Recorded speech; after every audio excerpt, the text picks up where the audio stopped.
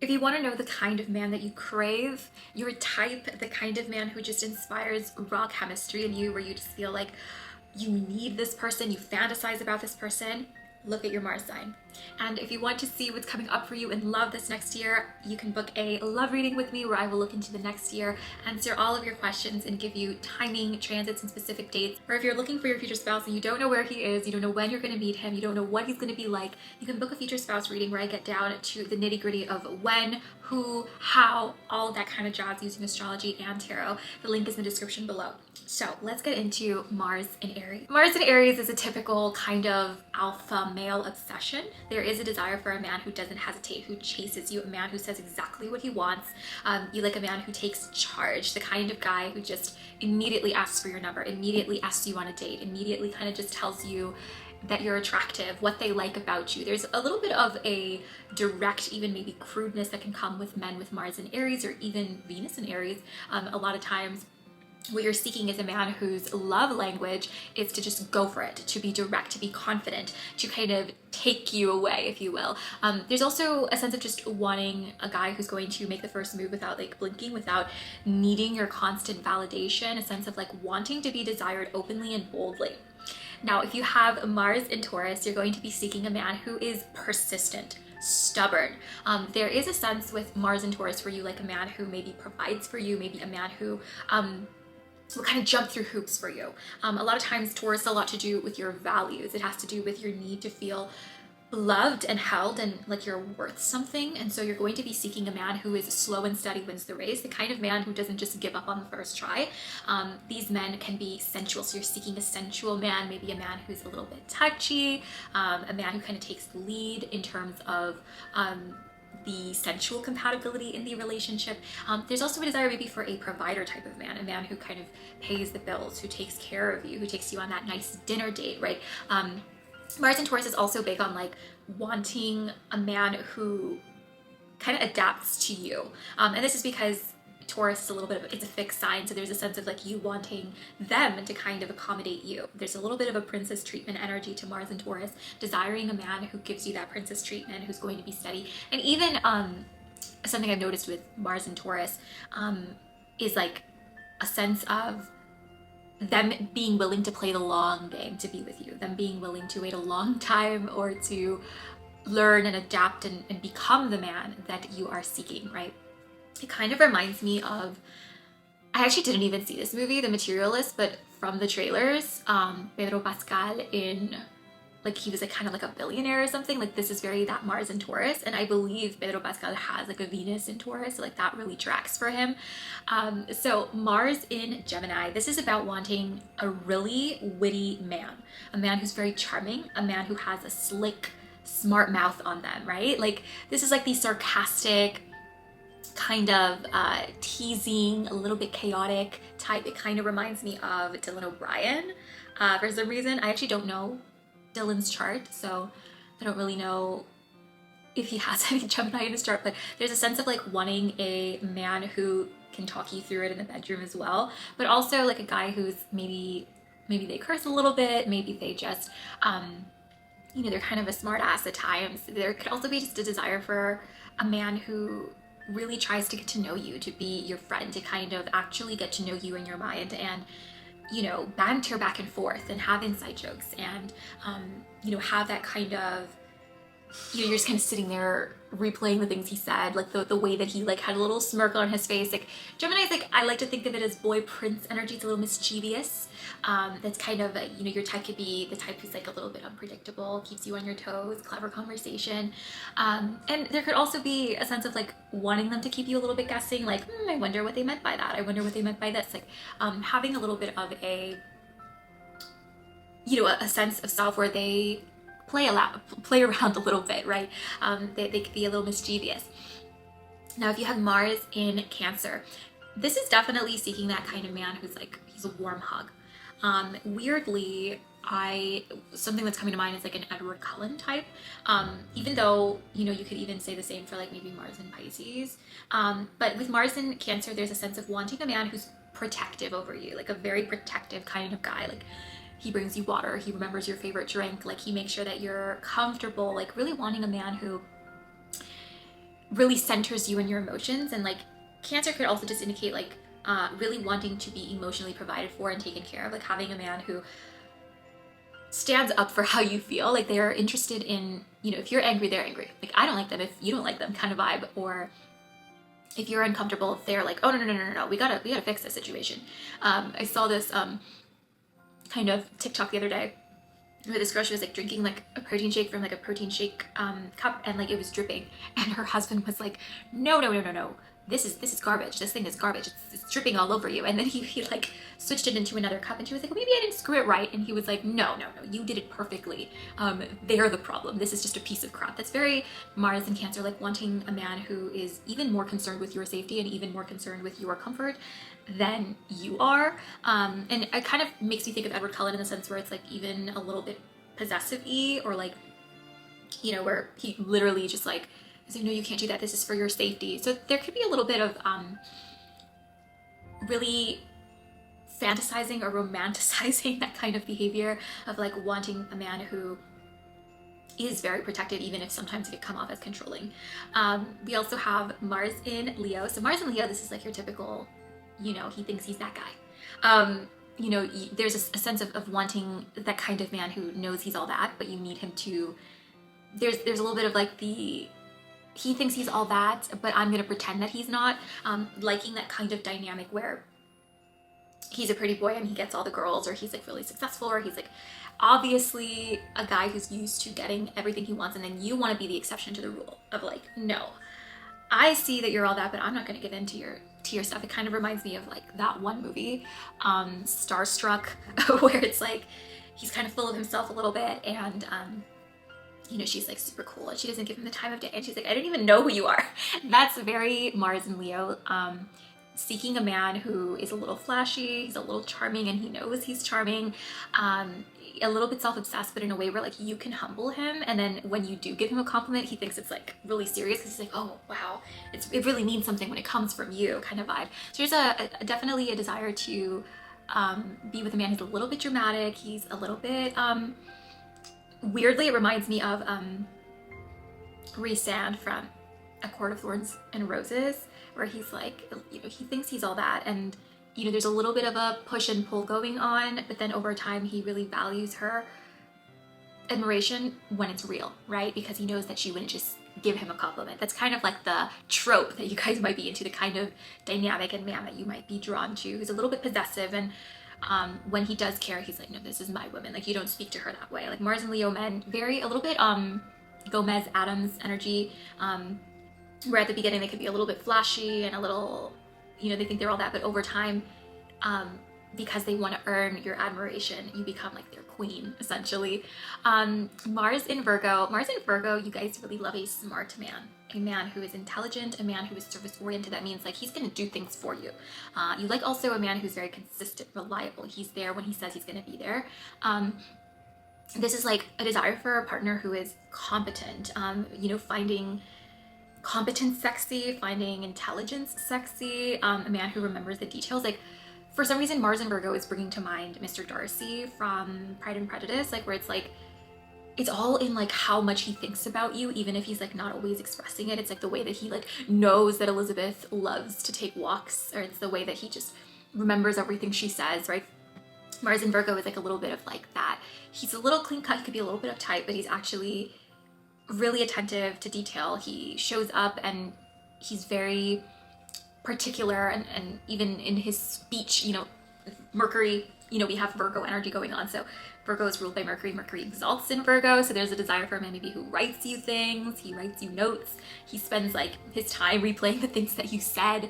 Again, it's really reminding me of Mr. Darcy from Pride and Prejudice, but also this is a man who gets things done for you, meaning like wanting a man who just like takes care of your life, makes your life easier. He's constantly thinking about how to make your life easier.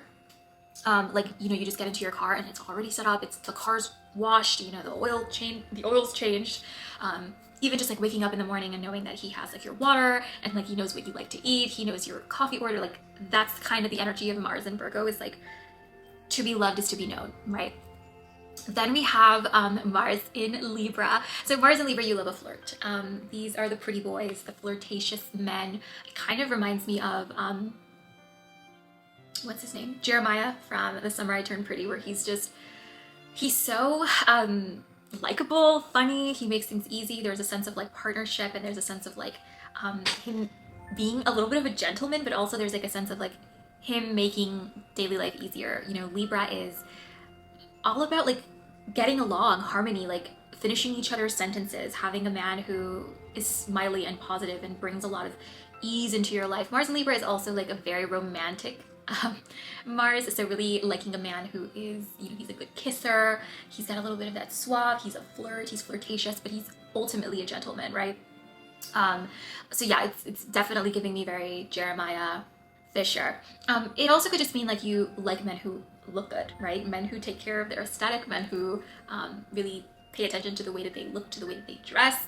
I've also noticed a lot of my friends with Mars and Libra love a man's hands, like men who have like nice manicured nails. You know, they keep them clean, even like just long, slender fingers. So you guys might have a thing for hands, who knows? Now Mars in Scorpio. Mars in Scorpio is a heavy one. This is a desire to be dominated, seeking that kind of mysterious man who is just going to sweep you off your feet and kind of, you know, push through your walls. So with Mars and Scorpio, there's like a big push, like, I want you to push into my space. There's a desire for like maybe the quiet guy. It's kind of giving Anakin. I've never watched Star Wars, but from what I've seen, the guy who plays Anakin Skywalker is very Mars and Scorpio. It's like he's got that quiet intensity to him, or you feel like you kind of want to get through his walls, but you also kind of want him to get through your walls. It's a big like, it's Mars and Scorpio, you kind of want that dark, powerful intensity beneath the surface. You kind of want a little bit of a bad boy. There's also a possessiveness to Scorpio.